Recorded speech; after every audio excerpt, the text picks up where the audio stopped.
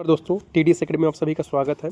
हम लोग EMRS को एग्ज़ाम को ध्यान में रखते हुए 10 मिनट का एक सीरीज स्टार्ट की है, जिसमें EMRS एग्ज़ाम का जो सिलेबस है उसके प्रत्येक यूनिट को जो है ना, उसको हम 10 मिनट में कंप्लीट करेंगे। आज का जो हमारा यूनिट है वह ICT है और ICT का जो सिलेबस है पूरा 10 मिनट में हम कंप्लीट करेंगे, रिवीजन करेंगे, है ना। एक रैपिड रिवीजन हमारा ये सीरीज चल रहा है।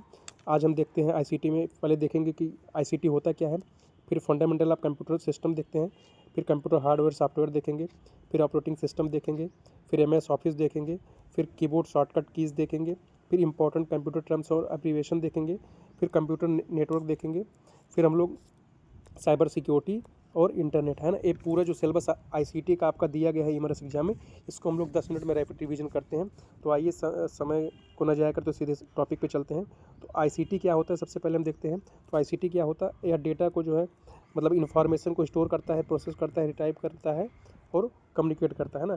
तो एक प्रकार का तकनीकी समूह है जिनकी सहायता से हम इन्फॉर्मेशन को स्टोरेज और प्रोसेसिंग, रिटाइप और कम्युनिकेट करते हैं, ठीक है। तो ये ICT हो गया। हम अब इसके हम घटक के देखते हैं, घटक कौन कौन से ICT के होते हैं। एक हार्डवेयर होता है, सॉफ्टवेयर होता है, नेटवर्किंग होता है, टेलीकम्युनिकेशन और डिजिटल टूल्स होता है, ठीक है। हार्डवेयर वे होते हैं फिजिकल पार्ट जिनको हम छू सकते हैं, जैसे कीबोर्ड, माउस वगैरह होते हैं, ठीक है।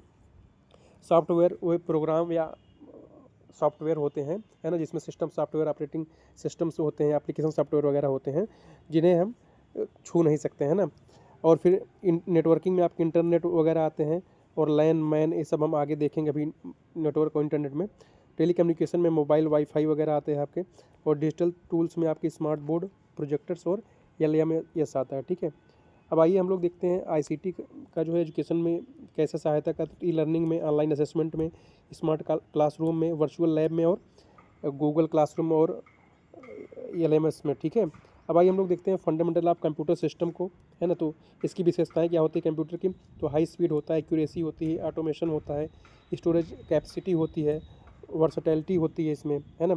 ये जो है कंप्यूटर की विशेषताएं हो गई। अब हम देखते हैं कंप्यूटर के मतलब कंपोनेंट्स क्या होते हैं। तो इनपुट डिवाइस होते हैं, आउटपुट डिवाइस होता है, स्टोरेज डिवाइस होता है और प्रोसेसिंग डिवाइस होता है ना। तो ये कंप्यूटर के जो है कंपोनेंट्स होते हैं। तो इनपुट डिवाइस में क्या क्या आते हैं, जैसे कीबोर्ड हो गया, mouse, scanner, microphone, touch screen, है ना। तो इनसे प्रश्न पूछे जाते हैं आपके इनपुट आउटपुट से।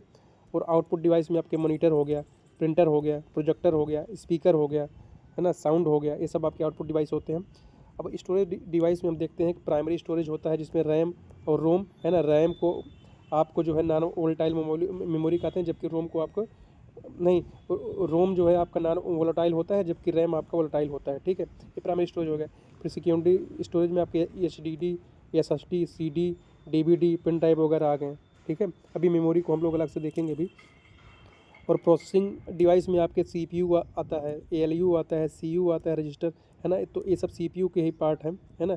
इसको सेंट्रल प्रोसेसिंग यूनिट कहते हैं, इसको अर्थमेटिक लॉजिकल यूनिट, इसको कंट्रोल यूनिट, ये रजिस्टर, ठीक है।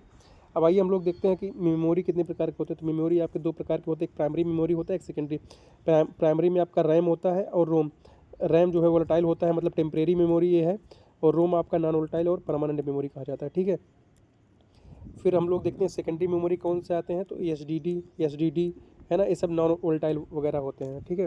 जो हम लोग कार्ड वगैरह देखते हैं, जो मोबाइल वगैरह चिप वगैरह जो लगता है, ये सब सेकेंडरी मेमोरी में आते हैं, ठीक है। और ये नॉन वोलेटाइल होते हैं, है ना, ठीक है।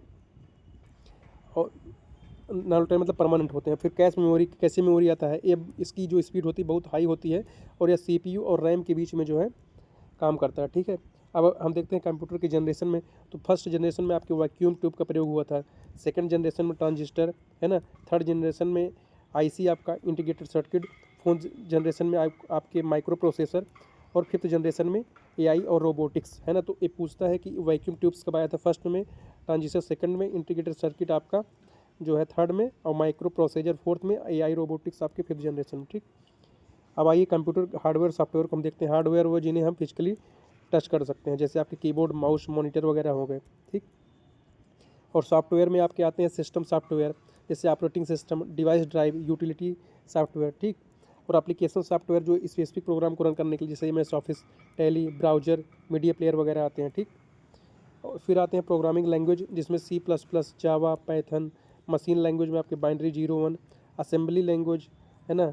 और फिर हाई लेवल लैंग्वेज आते हैं आपके, ठीक है। तो ये सब जो है आपके प्रोग्रामिंग लैंग्वेज होते हैं। फिर ऑपरेटिंग सिस्टम हम लोग देखते हैं क्या होता है। तो एक प्रकार सिस्टम सॉफ्टवेयर होता है जो कंप्यूटर हार्डवेयर और यूजर के बीच जो है इंटरफेस यही पुल का काम करता है, ठीक है। और ऑपरेटिंग सिस्टम का काम क्या होता है, तो मेमोरी मैनेजमेंट करता है, प्रोसेस मैनेजमेंट करता है, ठीक, और फाइल मैनेजमेंट करता है, सिक्योरिटी करता है, डिवाइस मैनेजमेंट करता है, इंटरफेस करता है, ठीक है। अब आइए हम देखते हैं कि ऑपरेटिंग सिस्टम कितने प्रकार का होता है। इससे प्रश्न आते हैं सिंगल और मल्टी यूजर, इस सबसे। तो सिंगल यूजर ऑपरेटिंग सिस्टम होता है जिसमें विंडो और मैक ओएस आते हैं। मल्टी यूजर में लाइनक्स और यूनिक्स आते हैं। Real time operating system robotics medical systems आते हैं। मोबाइल ओएस में आपके एंड्रॉयड और iOS आते हैं। iOS आपका किसका है, तो एप्पल का है, ठीक है, तो पूछा जाता है। और फिर आइए हम लोग देखते हैं कि फाइल सिस्टम्स क्या है। तो NTFS विंडोज़ का, या फिर T32 और EXT4 लाइनक्स, ठीक है, ये सब फाइल सिस्टम है। अब आइए MS ऑफिस को हम लोग देखते हैं। MS ऑफिस का क्या काम होता है, तो वर्ड प्रोसेसर होता है, लेटर, रिपोर्ट, रिज्यूम बनाने का काम आता है। इसकी इंपॉर्टेंट फीचर की हम बात करें तो ये find, replace, mail merge, header and footer, ये सब होते हैं इसमें, है ना। पेज सेटअप, स्टाइल फॉर्मेटिंग करना, टेबल क्रिएशन करना, स्पेलिंग ग्रामर चेक करना, ये सभी जो है इसके जो है मेन फीचर होते हैं MS वर्ड के। और इसका जो फाइल एक्सटेंशन होता है .docx और .docx होते हैं, ठीक है। और MS एक्सेल क्या होता है, यह स्प्रेडशीट सॉफ्टवेयर होता है जिसमें हम डेटा, अकाउंटिंग, चार्ट बनाना ये सब करते हैं, है ना। वर्कशीट, इसमें रो और कॉलम्स होते हैं। सेल जो है होते हैं इसमें, है ना, रो और कॉलम्स का। और फार्मूला जो है आपके सम से स्टार्ट होता है, ठीक है। इसके इंपॉर्टेंट फंक्शन होते हैं सम, एवरेज, काउंट, मैक्स, IF, है ना। तो ये सब इंपॉर्टेंट फंक्शन होते हैं एक्सेल के। और एक्सेल में चार्ट जो है आपके pie chart, column chart, line chart, ये सब जो है होते हैं, बनते हैं। फिर पावर पॉइंट की हम बात करें तो इसका काम क्या होता है, स्लाइड बनाना, सेमिनार, टीचिंग, इस सब में प्रयोग किया जाता है। और इसके फीचर्स होते हैं slide master, animation, transition, template, है ना। इसमें इमेज, वीडियो, चार्ट वगैरह आप इंसर्ट कर सकते हैं, ठीक। और इसका जो फाइल एक्सटेंशन होता है .pptx होता है, ठीक है। अब आइए कीबोर्ड शॉर्टकट कीज को हम देखते हैं। Ctrl+C जो है आपका कॉपी करने के लिए, Ctrl+V पेस्ट करने के लिए, Ctrl+X आपके कट करने के लिए, Ctrl+Z आपके अंडू करने के लिए, ठीक। और Alt+Tab जो है आपका स्विच विंडो करने के लिए, Ctrl+Shift आपके Shift+Escape जो है टास्क मैनेजर के लिए, ठीक है। अब आइए MS वर्ड में हम शॉर्टकट कीज देखते हैं। Ctrl+B आपके बोल्ड करने के लिए, Ctrl+I इटैलिक के लिए, Ctrl+U अंडरलाइन के लिए, Ctrl+L आपके लेफ्ट अलाइन के लिए, Ctrl+E आपके सेंटर अलाइन के लिए, ठीक है। अब आइए MS एक्सेल में हम शॉर्टकट कीज देखते हैं। तो F2 जो है फंक्शन 2 जो है आपका एडिट सेल करने के लिए, कंट्रोल प्लस जो है इंसर्ट डेट के लिए, Alt+ आपका ऑटो सम के लिए, और Ctrl+ एरो कीज जो है आपके जंप टू डेटा एज के लिए होता है, ठीक। ये हुए MS एक्सेल के जो है शॉर्टकट कीज। अब इंपॉर्टेंट कंप्यूटर टर्म्स और एब्रीविएशन हम लोग देखेंगे। OS का फुल फॉर्म ऑपरेटिंग सिस्टम होता है। BIOS का basic input output system, PDF का पोर्टेबल डॉक्यूमेंट फॉर्मेट, IP का इंटरनेट प्रोटोकॉल, URL का यूनिफॉर्म रिसोर्स लोकेटर, ISP का इंटरनेट सर्विस प्रोवाइडर, ठीक। और फिर हम देखते हैं HTTP का full form hyper text transfer protocol, HTTPS का hyper text transfer protocol secure, DNS का डोमेन नेम सिस्टम, SMTP का simple mail transfer protocol, FTP का फाइल ट्रांसफ़र प्रोटोकॉल, RAM का रैंडम एक्सेस मेमोरी, रोम का रीड ओनली मेमोरी, HDD का hard disk drive, और SSD का solid state drive होता है, ठीक। और GUI आपको ग्राफिक्स यूजर इंटरफेस होता है। VPN आपको वर्चुअल प्राइवेट नेटवर्क होता है, ठीक है। तो ये हुए आपके जो है एब्रीविएशन हो गए। अब आइए कंप्यूटर नेटवर्क की हम लोग बात करते हैं। कंप्यूटर नेटवर्क जो विभिन्न प्रकार होते हैं, जैसे पैन, इसका फुल फॉर्म पूछता है क्या होता है, पर्सनल एरिया नेटवर्क, जिसमें ब्लूटूथ वगैरह कनेक्ट किया जाता है। जैसे आपके लैपटॉप और कंप्यूटर जो एक सिंगल यूजर वो करता है। लैन जो है लोकल एरिया नेटवर्क, इसका फुल फॉर्म होता है, जो ऑफिस स्कूल वगैरह में होता है। मैन आपके शहर में जैसे मेट्रोपॉलिटन एरिया नेटवर्क, इसका जो है फुल फॉर्म है, या सिटी वगैरह में। वैन वाइड एरिया नेटवर्क, जैसे कंट्री और कॉन्टिनेंट पूरा कवर करता है, जैसे इंटरनेट वगैरह होता है आपका। इंटरनेट आपका ग्लोबल नेटवर्क है, ठीक है। तो ये हुए आपके नेटवर्क के प्रकार। अब हम देखते हैं नेटवर्क टोपोलॉजी क्या होता है। तो बस, स्टार, रिंग, है ना, कैसे नेटवर्क आपस में कनेक्टेड है, जैसे स्टार हो गया, है ना, और बस वगैरह हो गया, है ना, और रिंग हुआ, है ना। तो ये सब क्या नेटवर्क टोपोलॉजी के प्रकार है ना। और फिर मेस हुआ, हाइब्रिड, है ना। तो सबसे सिक्योर आपका मेस एक बार पूछा भी गया है प्रश्न। फिर नेटवर्क डिवाइस हम लोग देखते हैं तो कौन कौन से। तो नेटवर्क डिवाइस क्या है पूछता है, तो मॉडेम आपका क्या है, नेटवर्क डिवाइस है। राउटर भी, स्विच भी, हब, रिपीटर, फायरवॉल, है ना, सिक्योरिटी के लिए है, ठीक है। तो ये सब नेटवर्क डिवाइस है आपके। मॉडेम अनलॉक को डिजिटल बदलने में करता है, राउटर डायरेक्ट डेटा को कनेक्ट कराता है, स्विच कनेक्ट करता है डिवाइस को जो है, और हब जो है ब्रॉडकास्ट करने के लिए, रिपीटर बूस्ट सिग्नल करने के लिए, फायरवॉल सिक्योरिटी के लिए होता है, ठीक है। ये सब नेटवर्क डिवाइस हो गए आपके।